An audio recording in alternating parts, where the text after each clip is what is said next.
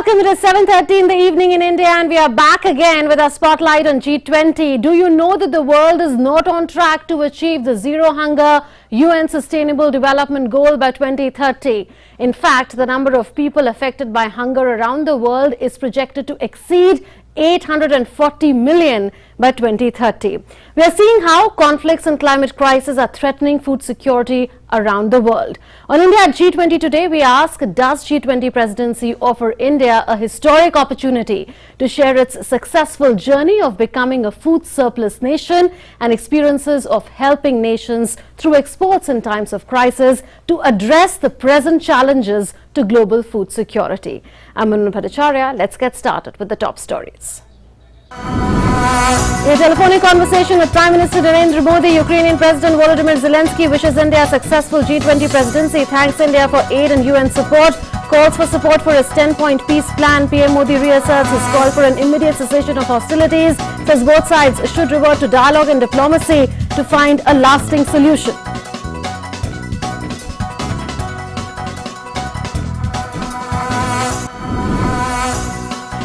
Civil 20 and Official Engagement Group of G20 announces its official schedule of engagements. It will hold its Inception Conference in Nagpur in March and its summit in Jaipur in July 2023.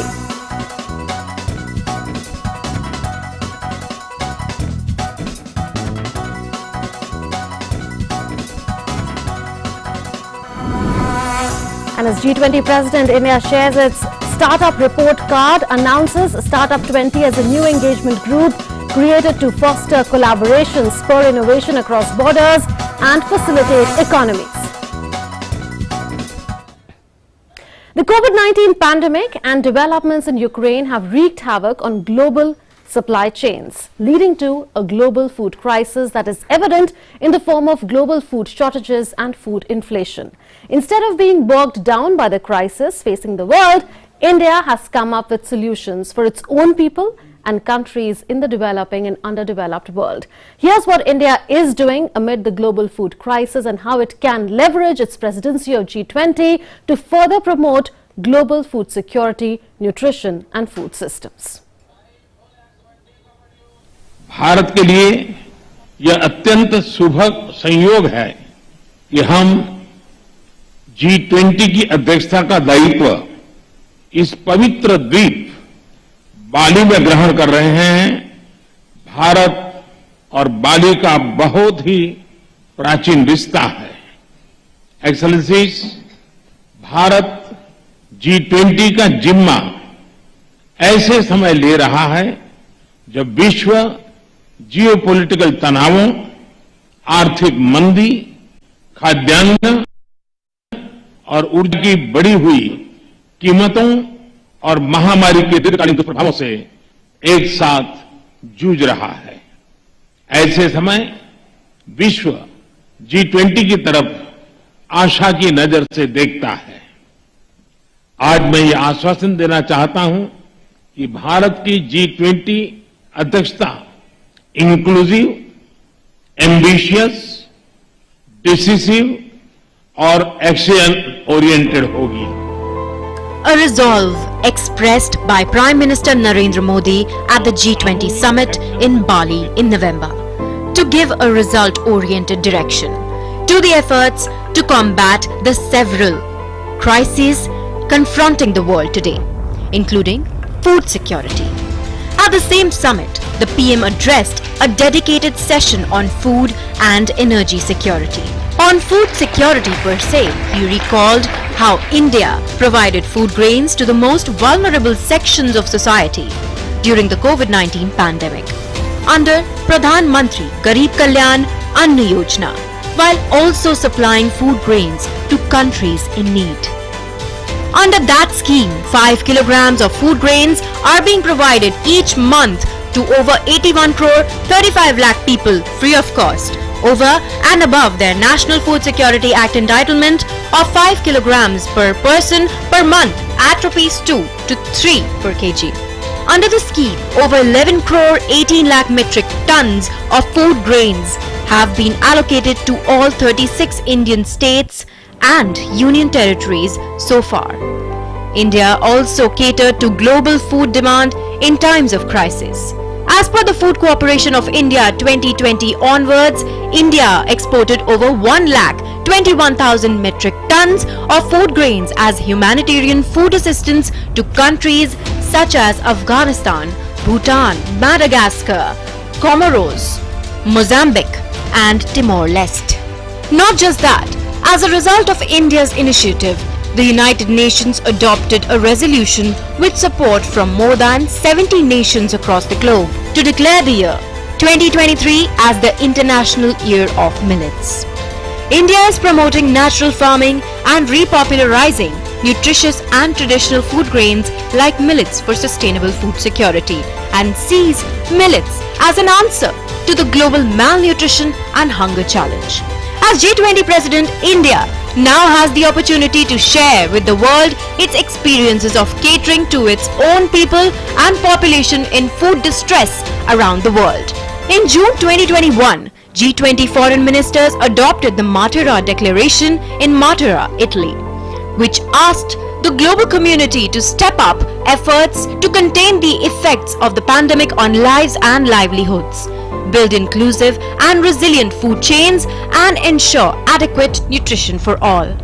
It recognized that poverty alleviation, food security, and sustainable food systems are key to ending hunger, encouraging social cohesion and community development, and underlined the need for much higher investments for food security, nutrition, and sustainable food systems and territorial development.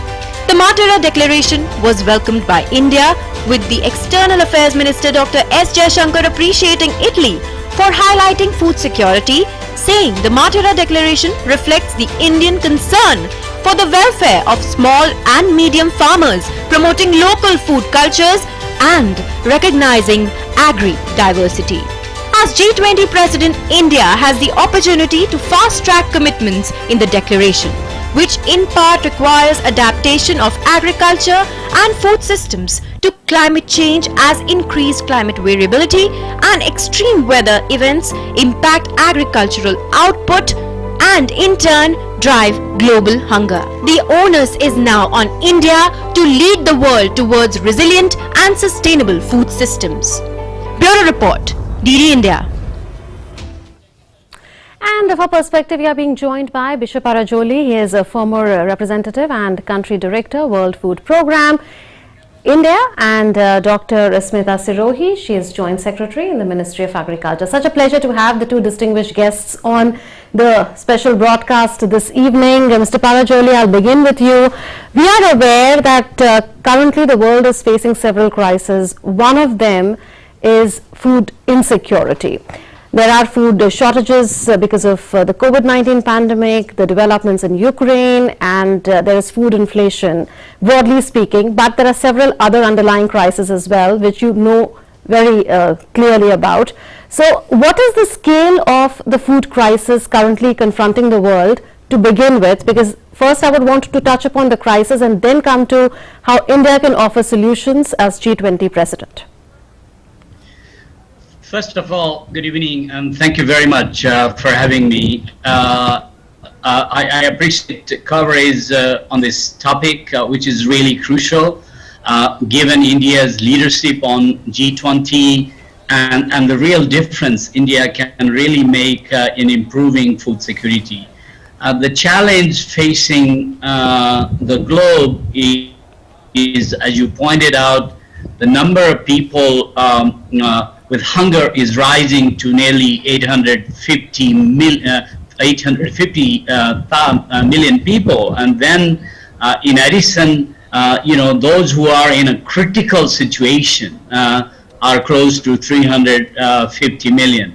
The concern of rising hunger and famine and food insecurity are basically resulted from three factors. One is war, increased conflict. For example, Ukraine was a normal country, and in the last year or so, because of the war, several million people are displaced and suffering. Similarly, many other countries continue to face that situation. Syria, that is continuing, and in several countries in Africa. Somalia is facing famine. Pakistan because of flood and all concern. So the other key element is, of course, the point you raised is the climate change. The reference to Pakistan in our neighborhood, but several other countries in Southern Africa, in Eastern Africa. So that's second factor. The third factor is price rise and an economic downturn because of war. Right. Right, Mr. Parajoli, we are facing issues in the connection with you. I'll come to Dr. Sirohi now. Considering the several challenges, many of which are pointed out by Mr. Parajoli. Please go ahead. Yes, I'll come back to you, Mr. Parajoli, in a bit. Let me bring in Dr. Sirohi now. What would be India's priorities for agriculture and food security as G20 president, considering that you are looking after G20 in a sense in the agriculture ministry? Thank you very much. I agree with my co-panelists that there are three major crises, three C's, which is to say are affecting the food security and nutrition: the COVID pandemic, cross-border conflict, and climate crisis. Now, this is the time when India has taken over the presidency of the presidency of G20. So now, in line with the motto which has been given, the theme of our presidency, that is One Earth, One Family and One Future, the Agriculture Working Group wants to charter a roadmap which would enhance the food security and nutrition of the global family, and also strengthen international cooperation for sustainable and nature-friendly agriculture, and at the same time make agricultural livelihoods more equitable and advantageous to the producers. So with these three things, we are taking forward the presidency. We are steering through our agriculture track. There are major 4 priority areas which we would focus on. The first priority area is global food security and nutrition, but that is more of an overarching issue. We talk about the long term and the short term strategies, how to go ahead with it. The second theme which we talk about would be climate friendly, climate smart agriculture, so as to say. And the third one is, which is very close to our heart, which is because of the inclusivity, which is an important dimension of agriculture sector in India. So we talk about building of inclusive agriculture value chains and food systems. And last but not the least, the digital transformation in agriculture. So these are the 4 priority areas with which we want to move forward. Right. Mr. Parajoli, we heard Dr. Sirohi point out the 4 priority areas for agriculture and food security under India's G20 presidency. Does India have a lot of varied experiences to offer in all these 4 spheres, and would the G20 be an opportunity to share those experiences with the world? Indeed. In fact, the food security has been part of the agenda in the past under G20, but India really brings a practical part of it, and as an emerging economy and as a country with the largest population, both mixed. Those who are food insecure and secured. So I think several examples India has shown as a success story can be a lesson learned for many developing countries in the world, and which are not part of the G20 but can learn from India's experiences, and India's being a common chain between the emerging economies as well as the G20 member, and particularly India's success in from a food deficit to a food surplus country, including export. The reference to India joining hand to several countries in humanitarian aid, Afghanistan and several other countries, as well as commercial export, when the whole Ukraine crisis resulted in food deficit in many countries which used to have a commercial import, India jumped in and helped them in connecting the supply chain. But then going forward, as India played a crucial role in vaccine, for example, during COVID, same way I can see that in this context of rising food security concern, India can be a major source to bring that changes in agriculture. In fact, in many of my conversation with the food secretary and others in the Ministry of Agriculture, I have pointed this new opportunity India has as a part of, let's say, agri Maitri, and expand that knowledge and success from India to many developing countries in Africa as well as in Asia. Fair enough. We are aware, Dr. Sirohi, that India plans to serve millet dishes to G20 delegates in the future, and it was because of the initiative and the vision of Prime Minister Narendra Modi that the UNGA adopted a resolution with overwhelming support of countries to have 2023 as the International Year of Millets. Now, millets is something which is good for the consumer, for the farmer, and for the climate as well, and it is very much part of the smart climate agriculture that you spoke of. Is that another practical way in which India has contributed to global food security already, much before India became the G20 president? Certainly, this has been a very important initiative from our Honorable Prime Minister. We think that we are also going to take forward something like a millet research and awareness initiative through our G20 presidency. Maybe in 2015, if you would know, a wheat initiative was launched when there was a crisis, thinking that wheat will be one of the important crops which is going to be taken forward through research and development. Similarly, now we are trying to think that if millets can be taken forward in a big way, and maybe as an outcome of India's presidency, we could have a millet research and awareness initiative. So we are planning to have millet cuisine, as you already know, throughout all the meetings which are there. And in fact, the recent experience of serving the millet diet in the Parliament has been very, very encouraging, and there is a lot of appreciation towards what kind of dishes were served. So we want to take that forward in all the G20 meetings. Along with that, Ministry of Agriculture, in our agriculture working group, we are planning to have also a discussion, a global forum, so that we can bring together the various experts from the technical field who can discuss that what can be the ways in which we can also increase the shelf life of millets. So this is what is going to be our priority area. There are some countries in the G20 members who are traditionally not the consumers of millet. So to reach out to them is one of the major tasks, one of the major challenges. And yes, you are right that we have already set the tone, set the ball rolling with the International Year of Millets has already been declared. So this is going to be the priority of our presidency. Fair enough. Coming now to the Matera Declaration of 2021 adopted by ministers of G20 countries in Matera, Italy in June 2021. Well, Mr. Parajoli, how can India further build on that? Because I remember that the External Affairs Minister had tweeted after the adoption of the declaration saying India welcomes it because it reflects the concerns of India vis-a-vis small and marginal farmers, vis-a-vis promoting local cultures and agricultural diversity.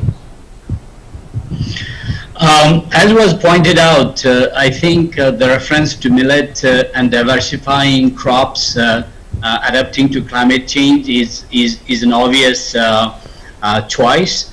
But apart from that, what India sets as an example is majority of the farmers in India are small and medium farmers, and helping them, creating an incentive for them to produce and supporting them is fundamental to countries like India's food security and many other countries in similar situation. So therefore, I think India's welcome and appreciation of the Matera Declaration is a right steps. And indeed, in the context of that, investing more in agriculture and also promoting sustainable food system and diversifying livelihood opportunities in the face of climate change are critical. And I think India has, has shown a success in that front in many ways, moving not only limiting on the wheat and rice, but also going to livestock and dairy and etc. And so therefore, adopting food system to a climate context and research and also the reference Dr. Smita Sirohi just mentioned about natural farming, so which is more climate and environmental friendly, is an important way forward, and India is in the best position to share that knowledge among the developing world and really help promote food security globally. Mr. Parajoli, I would want to ask a supplementary question to you on what do you think are the most critical gaps currently in the food systems around the world which require urgent attention, which you would appeal the government of India to do, maybe in collaboration with the World Food Programme as the G20 president? I would say, there are a number of things India can really set a good example. One is adapting to climate change, bringing this knowledge of diversifying food crop, producing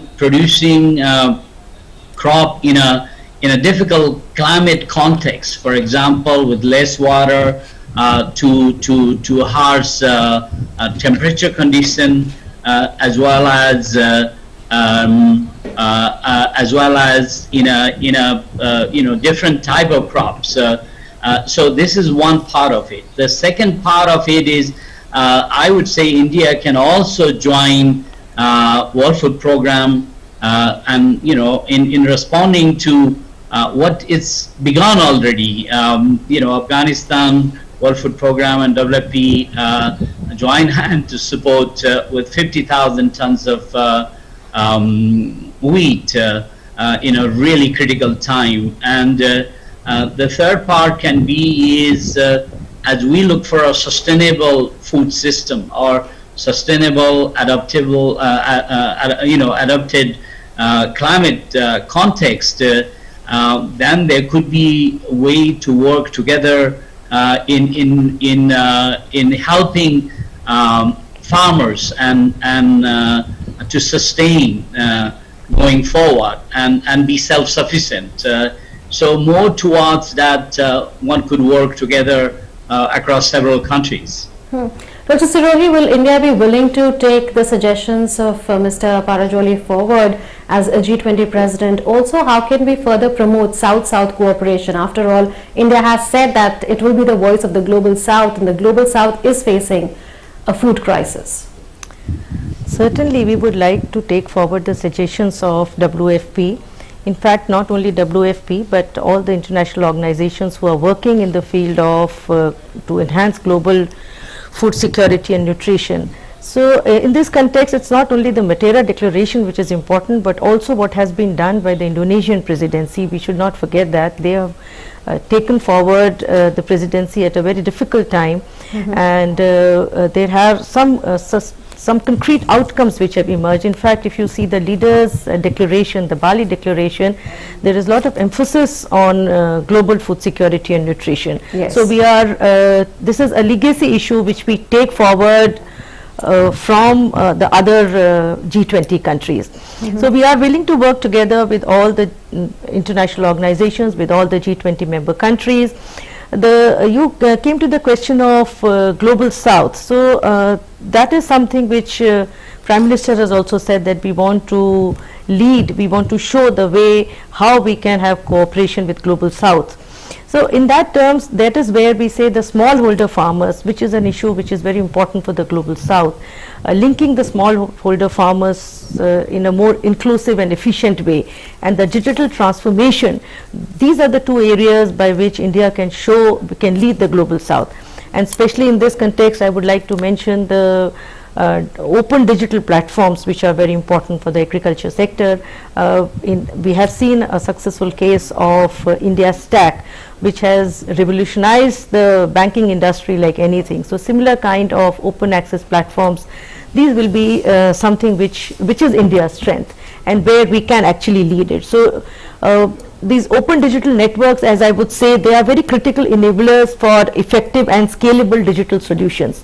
So here we foresee that how India can provide leadership to the Global South in this context. Fair enough. In fact, India's G20 priorities for agriculture and food security have also been thrashed out in consultation with the members of the Global South or the developing world. Thank you so much, Dr. Sirohi and Mr. Parajoli, for joining us with your views on India at G20.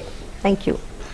Let's move on now. Late last evening, in a video address, Ukrainian President Volodymyr Zelensky spoke about his telephonic conversation with Indian Prime Minister Narendra Modi. He wished India a fruitful presidency over G20 next year and said that India can be even more active in efforts to end aggression so that more can be done collectively for global stability in the coming year. And one more thing, today I spoke with the Prime Minister of India. Next year it will be India that will preside over the G20. I wished Mr. Modi a fruitful presidency, and fruitful not for someone in particular but for everyone in the world who values peace. India can be more active in efforts to end aggression, so I hope that we can do more together for global stability in the coming year. The Civil 20 or C20, an engagement group of the G20, released its logo and tagline for the year 2023 on 19th December this year. The logo of C20 has been released with the tagline, "You are the light." The Civil 20 engagement group takes up issues related to civil society organizations and development.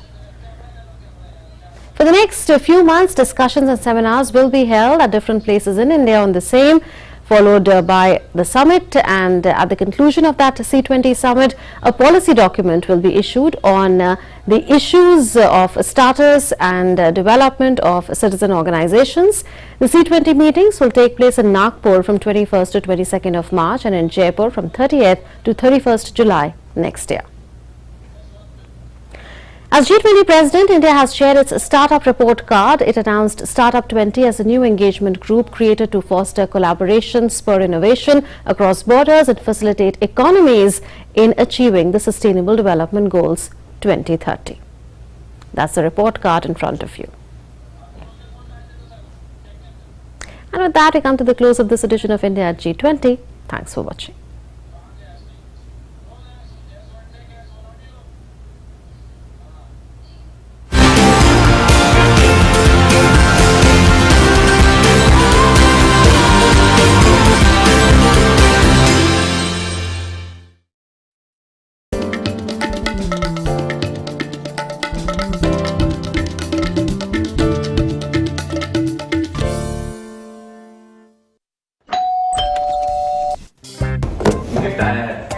अरे वाह, legend की bat, इससे तो मैं खेलूंगा। Future batting legend bat. इसमें जिसका नाम लिखा है बैट उसी को मिलेगी। अरे यार, देखा, अगर इस पे मेरा नाम नहीं लिखा होता तो कितनी दिक्कत हो जाती। इसलिए आरबीआई कहता है बैंक अकाउंट हो या बैंक लॉकर, उसमें नॉमिनी का नाम जरूर दर्ज करें ताकि आपकी जमा पूंजी उसी को मिले जिसे आपने नामित किया है। आरबीआई कहता है जानकार बनिए, सतर्क रहिए। From ravages of war to excellence in sports, from end of an era to new generation of leadership, from crisis, protest and nature's fury to moments of hope and unity.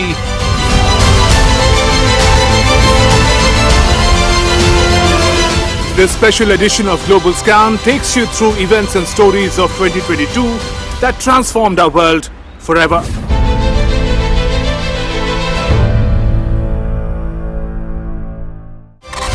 friends, welcome to a special presentation from the Machal sector of Jammu and Kashmir.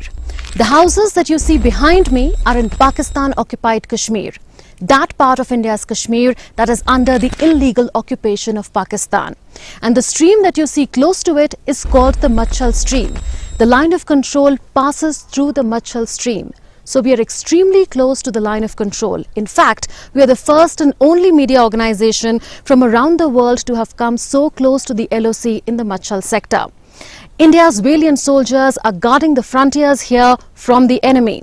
These sentinels of Kashmir maintain the highest level of vigil round the clock, day in and day out, undaunted by the vagaries of nature and the complexities of conventional and proxy warfare. So how is one day in the life of a soldier of the Indian Army on the line of control? We show you next. Unforgiving terrain or sub-zero temperatures, the Indian soldier defies all odds, and he stands undeterred in the defense of his motherland. The task at hand may vary, the demand of each day may vary, the time and place may vary, but what does not vary is his courage and determination to serve the nation.